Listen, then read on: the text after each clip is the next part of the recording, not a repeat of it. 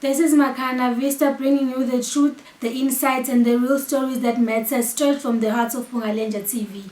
No jinx, no spin, no compromise. Let's dive into it. The shadows of law and ladder, a forgotten tale of oppression, authority, and resistance. Some truths are too disturbing to forget. From reports of black skin being turned into leather in the 1800s to the South African police SAP enforcing apartheid with brutality, oppression found a home in industry and law.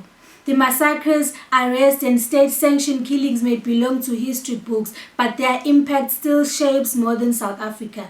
Policing, inequality, and systematic injustice remain scars that refuse to fade. History is often written by the victors, leaving some of its darkness truth buried beneath whispers. Among the forgotten horrors of oppression lies a story of unimaginable that it defies belief: the alleged use of black skin for manufacturing leather goods in the 1800s. Yet this is not where the cruelty ends.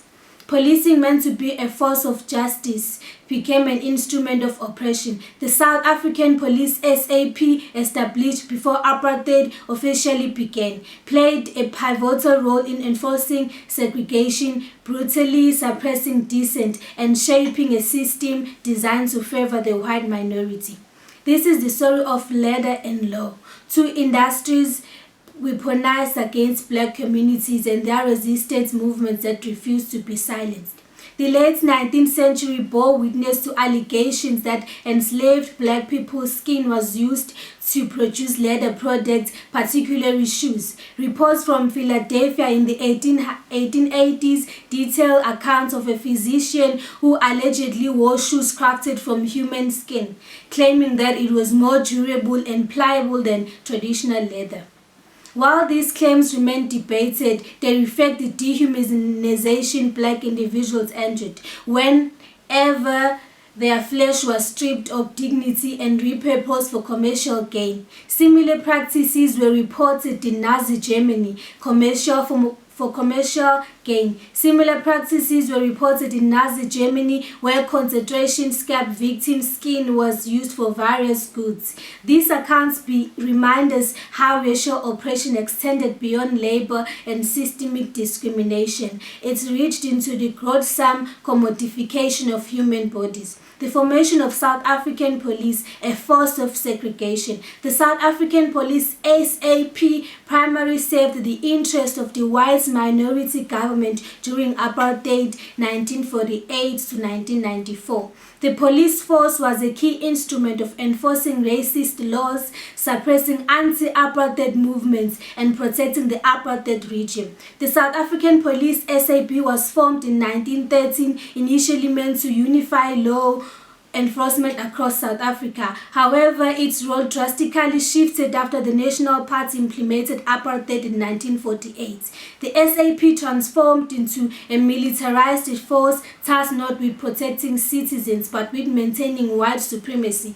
Officers upheld past laws, forcibly removed black families from their homes, and worked alongside government intelligence units to silence dissent. SAP's brutality, blood on the badge. Throughout apartheid, the SAP operated not as civilian force but as an extension of oppressive states. Some of the most infamous include Sharpeville Massacre in 1960. SAP officers opened fire on peaceful protesters, killing 69 people, many shot in the back while fleeing. Soweto Uprising in 1976. Students protesting Africans' education were met with live ammunition, over 170 killed, including 13-year-old Hector Peterson. The Cradock 4 in 1985. Anti-apartheid activists Matthew Gurney, Fort Kalata, Spiro Mkhonto, and Stelo Mhlawuli were abducted and assassinated by SAP operatives. The murder of Steve Biko in 1977. The leader of the Black Consciousness movement died from brain injuries after being tortured by the police.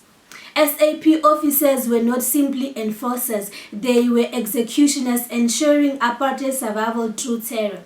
Apartheid policing elsewhere. Was South Africa alone? Well, no. The brutal policing methods of apartheid South Africa were not isolated. Globally, policing has been used to enforce racial hierarchy. Jim Crow-era policing in USA. Black communities were routinely harassed, imprisoned and denied justice. British colonial rule in Kenya. Police violently suppressed the Mau Mau uprising, torturing and killing thousands of people. Gestapo in Nazi Germany. Police served as an arm of Nazi regime, hunting down Jewish civilians and political dissidents. Each of these cases reflects a global pattern. When law enforcement becomes a tool of operation, justice crumbles. Media coverage and resistance movements. Apartheid thrived in state-controlled silence, but resistance found power through the lens of journalism. Censored news outlets like SABC portrayed apartheid-era policing as necessary security measures, downplaying massacres and demonizing activists.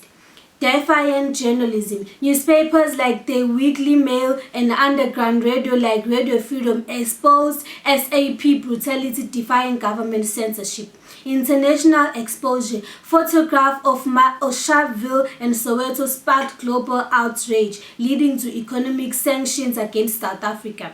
The image of Hector Peterson's lifeless body, the blood-soaked streets of Sharpeville and the funeral marches of murdered activists shifted history.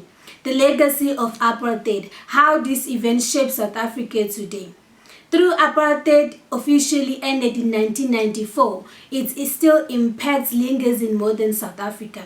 Economic inequality. The wealth gap between black and white South Africans remains stark, with land ownership and corporate leadership still disproportionately favoring white citizens. Policing and racial tensions. While SAP was restructured into SAPS, allegations of police brutality and racial profiling persist, particularly in marginalized communities.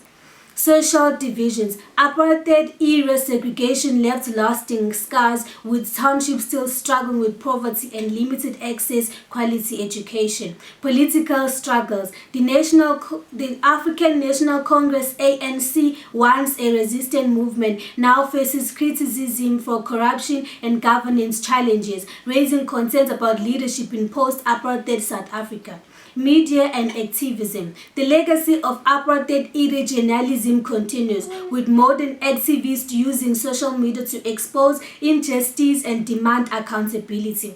The fight for true equality is far from over. The ghost of apartheid still shapes economic policies, policing, and social structures, reminding us that history does not simply fade, it evolves. Oppression strives in darkness, but resistance shines through storytelling. The stories of black skin as ladder, policing as oppression, and media as weapon for truth force us to confront the past, not to dwell in it, but it ensure that it never repeats itself. The question remains, now that history has spoken, will we listen? History doesn't ask for permission to repeat itself. It happens when we refuse to remember. The leather that was stitched from black skin, the police force that was saved oppression instead of justice, the voices that were silenced, and the resistance that refused to die. They are not just anchors of the past, they are warnings to the present. We have seen what happens when power is unchecked, when laws protect privilege rather than people, and when stories are erased to preserve comfort.